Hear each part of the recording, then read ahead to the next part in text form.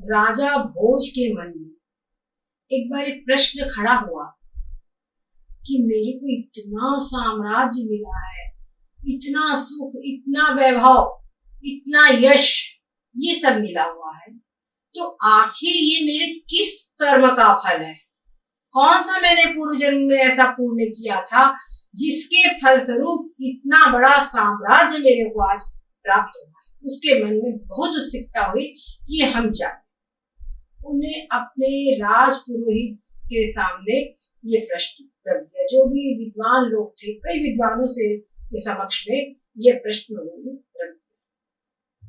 कोई भी व्यक्ति उसके प्रश्न का उत्तर नहीं दे सकता। आखिरकार राजा भोज ने राज पुरोहित से आदेश दे दिया कि अगर तुम मेरे इस प्रश्न का उत्तर नहीं दे सके तो तुमको इस पद से हटा दिया जाएगा, आप इस पद के लायक नहीं।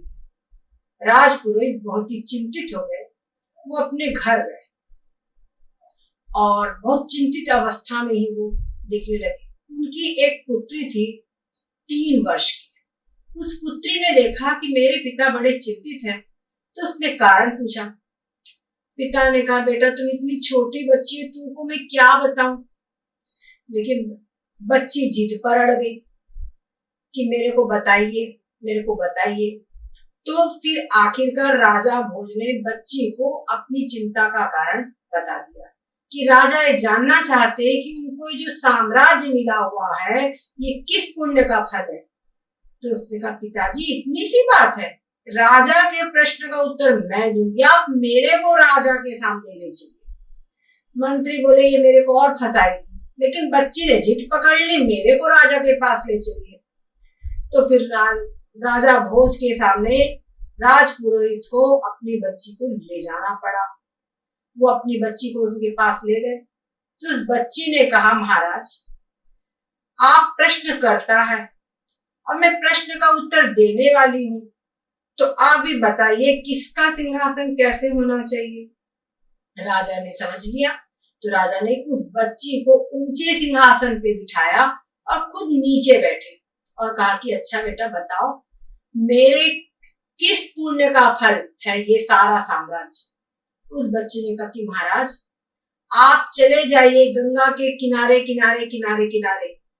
जब आप 50 किलोमीटर तक पहुंच चले जाएंगे तब आप देखेंगे कि ये बूढ़ा व्यक्ति आपको मिलेगा, वो आग फाक रहा है, वो आग फाक रहा है, आग। वो व्यक्ति आपके प्रश्न का उत्तर देगा। सभी लोग बड़े चकित, लेकिन राजा भोज ने निर्णय कर लिया कि बच्ची के बताए अनुसार मैं जरूर जाऊं। तो राजा भोज उसके बच्ची के बताए अनुसार गंगा जी के किनारे किनारे गए और लगभग 50 किलोमीटर जब पहुंचे तो उन्होंने देखा वास्तव में एक बूढ़ा व्यक्ति वहां बैठा हुआ है, वो आग फाक। राजा भोज बड़े चकित हो गए। उन्होंने उससे पूछा अपने प्रश्न का उत्तर कि आप मुझे बताइए कि ये जो साम्राज्य मुझे मिला है ये किस पुण्य का फल है। उसने कहा कि महाराज आप ऐसे ही आगे चले जाइए 50 किलोमीटर करीब, आपको एक बूढ़ा मिलेगा जो कि राख फाक रहा होगा, वो आपके प्रश्न का उत्तर देगा। राजा ने देखा, रे राजा फिर आगे गए 50 किलोमीटर, तो वहां पर वास्तव में एक बूढ़ा मिला जो कि राख फाक रहा था। उस राख फाकने वाले बूढ़े से उन्होंने फिर पूछा अपना प्रश्न। तो उस बूढ़े ने उनसे कहा कि महाराज काशी आप चले जाइए, काशी राज के यहाँ पर एक राजकुमार ने जन्म लिया है, वो राजकुमार आपके प्रश्न का उत्तर आपको देगा। बोले अच्छा। राजा और भी चकित। राजा पहुंचे काशी नरेश के यहाँ। जब काशी नरेश के मालूम चला राजा भोज आए हैं तो वहां बड़े सम्मान पूर्वक उनका आदर किया गया, उनका आतिथ्य किया गया और उनको बुलाया गया। राजा ने कहा, महाराज मैं आपके यहाँ पर एक राजकुमार जन्मा है, उस राजकुमार से अपने प्रश्न का उत्तर मांगना चाहता हूँ। तो बोले राजन आप उससे क्या प्रश्न का उत्तर मांगेंगे?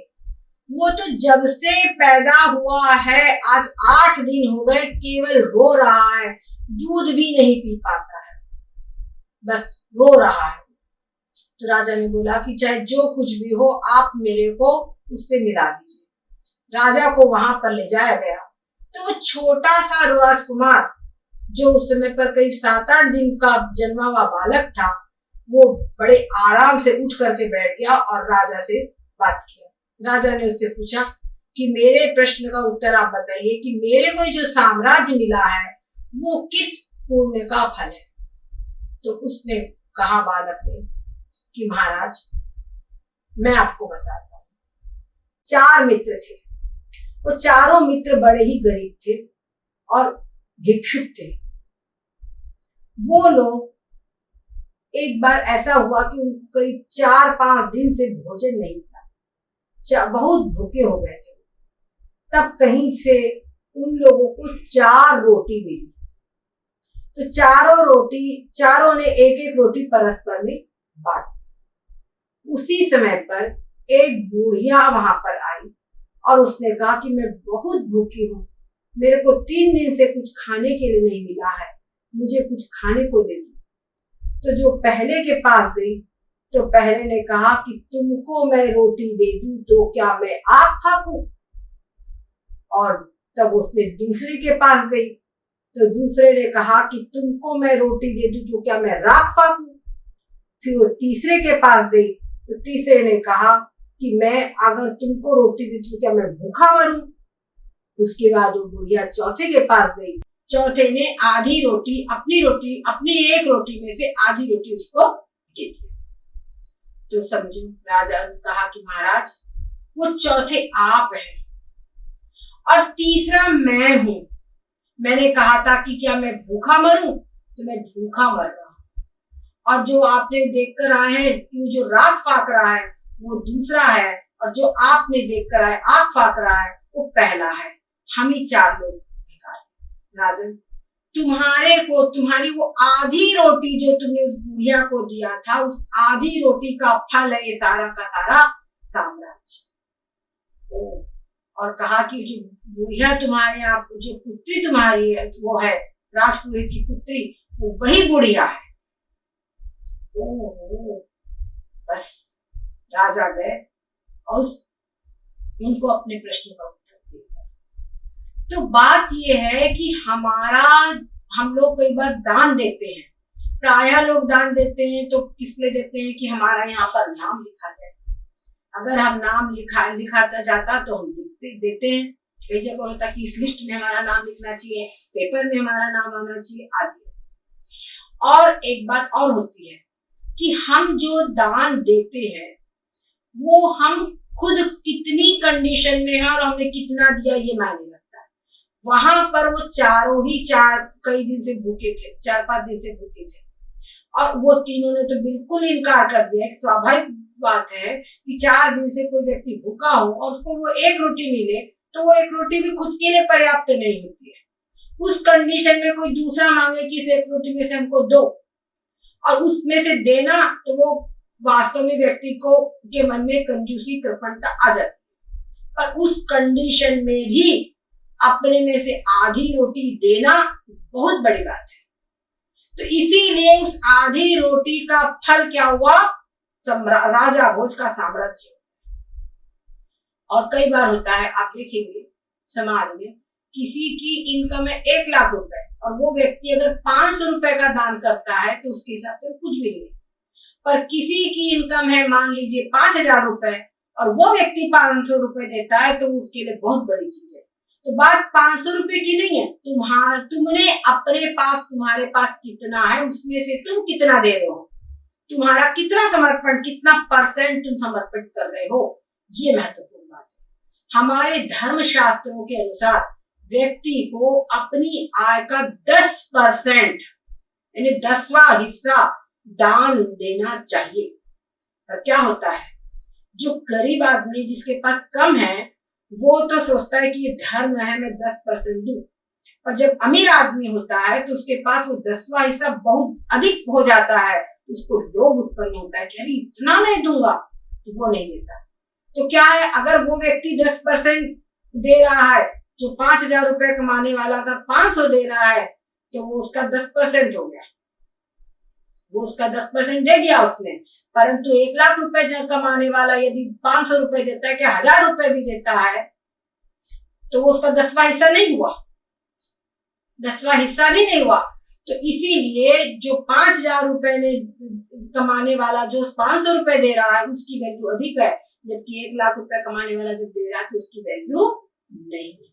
तो आप समझिए कि हमारे पास कितना है और हम उसमें से कितना दे रहे हैं, ये महत्वपूर्ण बात है। एक कहावत है, निहाय की चोरी की सुई दीनी दान, उचक उचक के देखे कितनी दूर विमान। एक आदमी ने एक निहाई मतलब जो लोहार होता है ना, वो जो एक उसके पास सोने एक लोहे का वो रहता घन रहता है, उसके ऊपर में सामान रख करके कूटता है, उसको होते निहाई। तो उस निहाई के एक आदमी ने चोरी कर लिया और उसके प्रायश्चित एक सुई का दान कर दिया। जब मरने का तो देखे, अरे मेरा मरना है तो विमान आएगा। वैसी स्थिति लगभग सबकी है।